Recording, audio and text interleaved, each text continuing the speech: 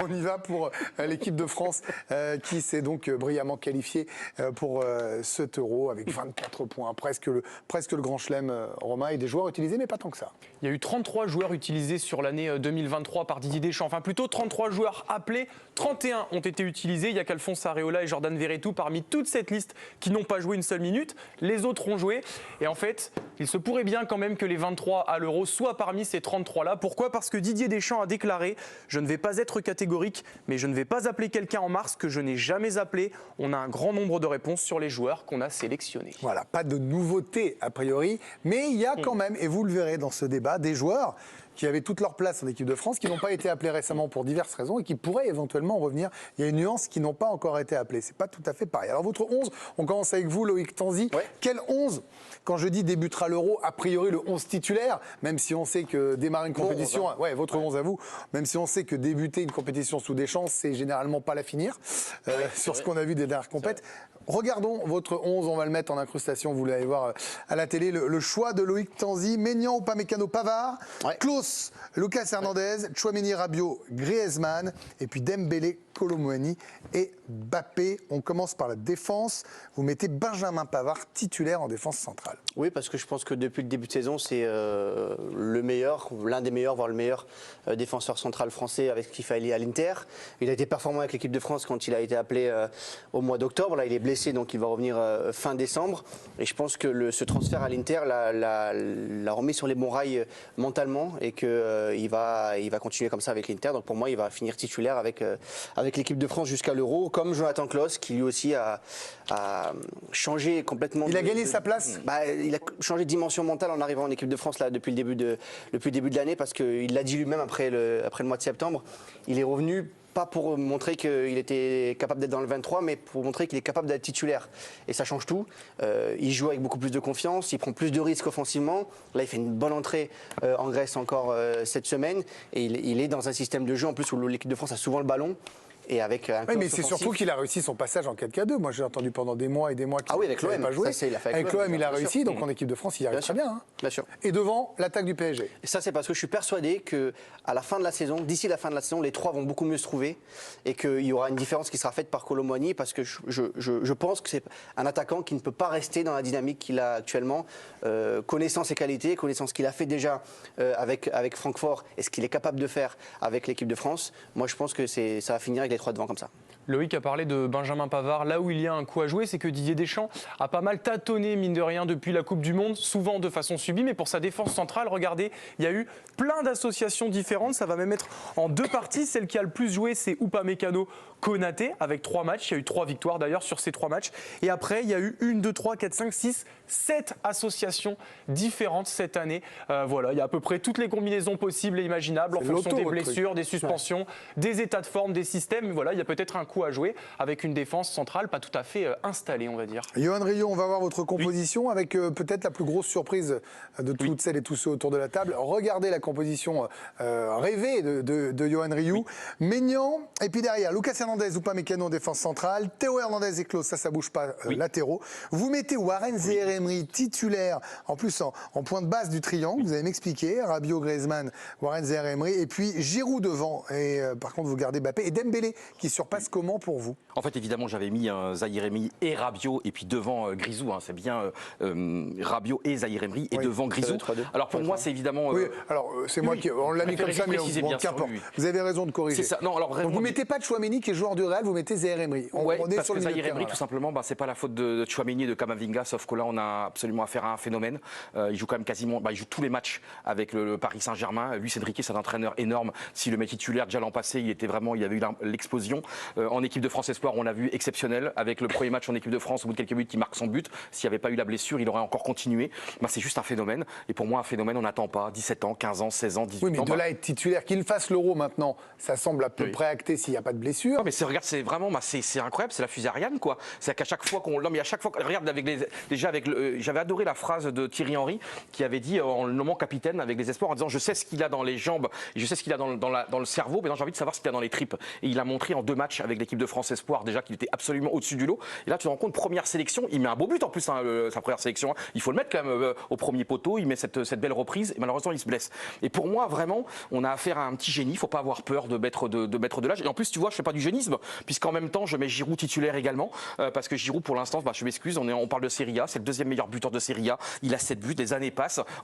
Contre Paris Saint-Germain, c'est lui le héros, c'est lui qui marque. Avec l'équipe de France, on le voit, il rentre que quelques minutes là, lors d'un match, il marque à la 90e, à la 91e. Il est inarrêtable, il est exceptionnel. On a gagné une Coupe du Monde avec lui comme titulaire. Franchement, ouais, moi, franchement, cette équipe, elle me fait. J'adore cette équipe. Qu'est-ce que j'aimerais l'entraîner? Et évidemment, mon chouchou Klose à droite. Mais vous êtes entraîneur. Et Klose à droite parce que, comme Koundé et Pavard jouent en défense centrale dans leur club respectif et que Klose, il est déchaîné depuis quelques mois, franchement, Klose, Zahir Emery, Giroud.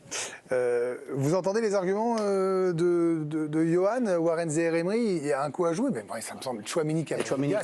C'est costaud. Il a déjà mis titulaire là. Non, mais, Oui, mais sans Chouamini. Johan, bien sûr. Il y a plein de sélections où il pourrait s'imposer. Parce qu'il y a quand même un truc assez frappant, et nous on diffuse les matchs, c'est que sans lui, je sais, il y a forcément une relation de cause à effet. Les espoirs sans lui, c'était calamiteux. Il n'y avait plus de coordination en fait. C'est-à-dire que c'est lui qui donnait le tempo pour attaquer, pour descendre, c'est lui qui plaçait. C'était marquant quand même. Non, ce qui est bien aussi pour Deschamps, c'est qu'il a une vraie alternative à Chouamini aussi maintenant. Et Chouamini blessé, Camavinga peut occuper aussi ce rôle-là de milieu défensif dans un double pivot. Mais c'est une vraie alternative et on s'en réjouit. Il n'y a plus Pogba, il n'y a plus N'Golo Kanté après. Donc avoir un joueur de cette qualité-là, je pense que Deschamps fera tourner au mois de mars pour voir Zahir Emery encore dans ce système équipe de France. Mais c'est super pour lui. Je ne pense pas qu'il parte titulaire à l'Euro si Chouameni reste titulaire au Real Madrid. Après, Camavinga aussi. Après, il entre dans la rotation et de manière très très sérieuse. Moi, j'ai très envie de voir la deuxième partie de saison de Warren Zahir. On va regarder vos équipes, Karim et Anthony. Vous avez la même. Voilà. Alors, vous êtes complètement en accord. Donc et peut-être que c'est d'ailleurs celle qu'on a plus ou moins tous en tête, puisque nos deux camarades avaient fait quelques changements. Mais Alicia, voyez, ça c'est votre équipe. On la voit. Vous mettez Giroud en pointe. Loïc, vous avez mis Colomoni en pointe. Avant de parler de cette équipe qui semblait être l'équipe type de Didier Deschamps, là, il y a encore quelques minutes, Alicia, il a dit des joueurs qui n'ont jamais été appelés, je les appellerai pas en mars. Mais il y a un joueur qui nous intrigue. Il y a un joueur, parmi d'autres, qui pourrait encore bouleverser l'ordre établi sur le front de l'attaque. C'est Christopher Nkunku, qui a rejoint Chelsea cet été. Alors oui, vous allez me dire, il part de loin, opéré du genou du genou gauche en août. Il est censé reprendre la compétition en décembre. Lui, qui a quand même terminé co-meilleur buteur de Bundesliga la saison dernière avec Leipzig, élu meilleur joueur de Bundesliga la saison d'avant, toujours appelé par Didier Deschamps ces 2 dernières années. 10 sélections pour l'ancien parisien. Il avait une carte à jouer à la Coupe du Monde. On disait même qu'il pouvait venir concurrencer Antoine Griezmann tout de même. Et rappelez-vous. Et puis le coup dur. Le coup dur, cette blessure, cette entorse au genou qui le prive du Qatar. Alors s'il revenait à son meilleur niveau, on pouvait lire aujourd'hui dans les colonnes de l'équipe que ça donnerait des nœuds à Didier Deschamps. Donc on peut se poser la question d'un possible retour de Christopher Nkunku s'il revenait à son meilleur niveau. Et oui, parce qu'on s'est interrogé sur des joueurs qui pouvaient revenir. Loïc, je reviens vers vous parce que vous suivez les Bleus. Puis après, je donne la parole évidemment à Karim et Anthony pour leur équipe. Il faut nous donner votre avis sur Nkunku si vous le souhaitez. C'est assez injuste ce qui lui est arrivé, mais c'est le lot des blessures. Là, on voit qu'en attaque, dans le journal ce matin, le papier est signé. Bon, c'est là où il y a le moins de suspense. Mais s'il revient fort, elle a raison, Alicia, a des nœuds dans le cerveau de Deschamps. Il n'y a que lui et Moussa Diaby qui peuvent arriver offensivement aujourd'hui. Le staff l'adorait, j'allais dire, mais continue à adorer. Le problème, c'est qu'entre-temps, il y a eu Colomani. Il n'y avait pas de débat il y a un an entre Nkunku et Colomani. Aujourd'hui, Colomani est. Si on rappelle, Colomani a fait la Coupe du Monde suite à la blessure de Christopher Nkunku. Exactement, a fait une belle fin de Coupe du Monde avec l'équipe de France. Ça a poursuivi avec Francfort. Il est parti au PSG, même si au PSG ça se passe pas comme il le souhaitait. Et le titulaire aujourd'hui en équipe de France, c'est Colomani, l'attaquant préféré du staff. C'est Colomani. Mais en tout cas, c'est Nkunku ou Diaby qui ont leur carte à jouer. C'est les deux seuls. C'est à la place de qui? Il faudrait qu'il y ait une blessure ou qu'il y ait vraiment un Colomani. Mais si, imaginez que la Chelsea ils se mettent à marquer, je sais pas, 20 buts en première ligue et que Colomani poursuivre sa saison comme ça. Thuram aussi. Si Colomani galère, mais Thuram il est là. Thuram il est là et puis il est bon avec l'Inter. Donc c'est dur aussi de le. Oui, mais enfin, c'est pression quand même sur les deux. Parce qu'ils sont là, ils les aiment beaucoup. Mais enfin, si vous avez Nkunku qui vous replante 20 buts, c'est quand même compliqué derrière. C'est un des deux. Oui, Romain. Justement, si Nkunku plante 20 buts, eh bien pourquoi pas aussi carrément devenir titulaire, pas seulement être dans la liste. Mais regardez, pourquoi je dis ça, parce que personne n'est en train vraiment, ne sait, on va dire, installer au poste de numéro 9 en 2023 en équipe de France. France. Le temps de jeu a été réparti entre Giroud, Thuram et Kolo Muani. Je précise que pour Kolo Muani, sur les 6 titularisations, il y en a eu 2 sur le côté droit. Mais voilà, personne ne s'est totalement détaché plutôt. Donc si Nkunku faisait une seconde partie de saison stratosphérique, eh bien pourquoi pas. Non, mais c'est vrai, on a de la profondeur. Vous mettez Giroud, Karim Benani en attaque, on voit votre composition, c'est la même que celle d'Anthony Clément. On va attaquer sur Giroud, parce qu'on n'a pas encore parlé de Giroud. Et vous le mettez dans le 11, alors qu'on se demandait s'il ferait la Coupe du Monde. On disait 2 ans plus tard, il ne fera pas l'Euro, c'est trop vieux, trop âgé. Et il est toujours bon, et il est là dans votre esprit. Pour toutes ces raisons-là, et parce que c'est le meilleur buteur de l'histoire de l'équipe de France et qu'il ne faut toujours pas l'oublier. Il est encore en forme. C'est un joueur qui a commencé tard, finalement, au haut niveau. Giroud, footballistiquement parlant, il n'a pas 37 ans. Pour moi, il a 32, 33 ans, parce que le plus haut niveau, il l'a commencé à 24 ans, il y a une dizaine d'années, et qu'il est tout frais, on le voit. Comme Pierre Boubi. Ouais, c'est ça. Il n'a jamais vraiment commencé, Pierre. Non, et on l'embrasse. Mais je le trouve très bon. Il a accepté ce rôle aussi d'impact player, parfois en équipe de France, d'entrer en deuxième période et d'aider les copains. Il a un formidable état d'esprit, visiblement, dans le groupe. Donc oui, mais Giroud tous les jours. Après, attention à Thuram, pour rebondir sur ce dont vient de parler Romain. Thuram s'est bien acclimaté à l'Inter. C'est un championnat qui dit... Attention, c'est pas la même chose. Il joue à 2 devant l'Inter. Oui, il joue à 2, mais Thuram, Mais débute quand même. dans ce système-là, avec un Mbappé un peu plus proche aussi, peut-être parfois, c'est un joueur capable de se mettre au service du collectif, avec un ego qui n'est pas surdimensionné en équipe de France, parce qu'il sait que la star des Bleus et l'attaquant des Bleus, c'est Mbappé. Il y a peut-être match entre les deux. Et justement, on parlait de l'Italie, c'est parfait. Il y en a les deux sont dans les clubs milanais. On pourra jauger et étalonner le niveau des deux sur la deuxième partie de saison, et Deschamps fera son choix à ce moment-là. Celui qui ira le plus loin en Ligue des Champions, celui qui ira le plus loin en championnat. Mais je pense que Giroud a une longueur d'avance sur Marcus Thuram. Sur le milieu de terrain, tous les deux, vous êtes, j'allais dire, classiques. Tchouaméni, Griezmann, Rabiot. Je vais donner donc la parole à la défense, Anthony, puisque l'attaque, c'était Karim. Je note qu'aucun de vous... Je suis stupéfait. Aucun de vous 4 ne met Konaté en défense centrale titulaire en équipe de France. Aucun. Il n'y a même pas un qui le tente. Donc vous allez me dire pourquoi vous ne le mettez pas, Anthony, et pourquoi vous mettez Lucas Hernandez en défense centrale. Justement, c'était vraiment pour remplacer Konaté, parce que bon, Konaté, il n'a pas non plus une saison où il est indiscutable à Liverpool.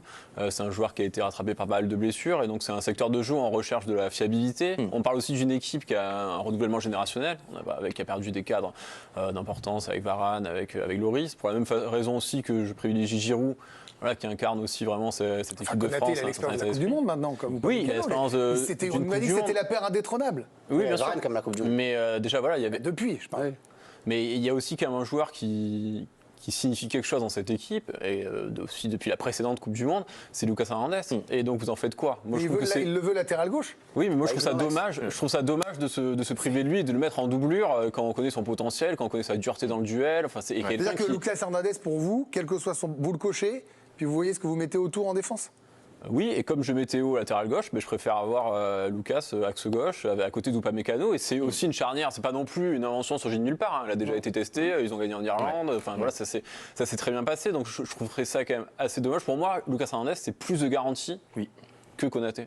Donc, dans le contexte aussi d'une compétition où l'expérience compte et on est sur un temps réduit, j'estime que... Et Théo Hernandez qui avait été extraordinaire pendant le Final Four de Ligue des Nations. Vous savez, en Italie, il avait fait des différences extraordinaires sur le côté, pas décisif, buteur, joueur extraordinaire. Après, attention, est-ce que Deschamps voudra partir avec 2 latéraux aussi offensifs que Théo Hernandez et Klose dans le contexte de l'Euro, dans des matchs compliqués? Là, on parle du premier match, mais est-ce que ça sera ça dans les matchs ultra compliqués, il mettra soit un Pavard à droite, soit un Lucas Hernandez à gauche. À ce moment-là, Konaté pourra jouer. On disait ça sur les avant-derniers matchs de qualif, il les a quand même mis tous les deux. Oui, mais c'est pas.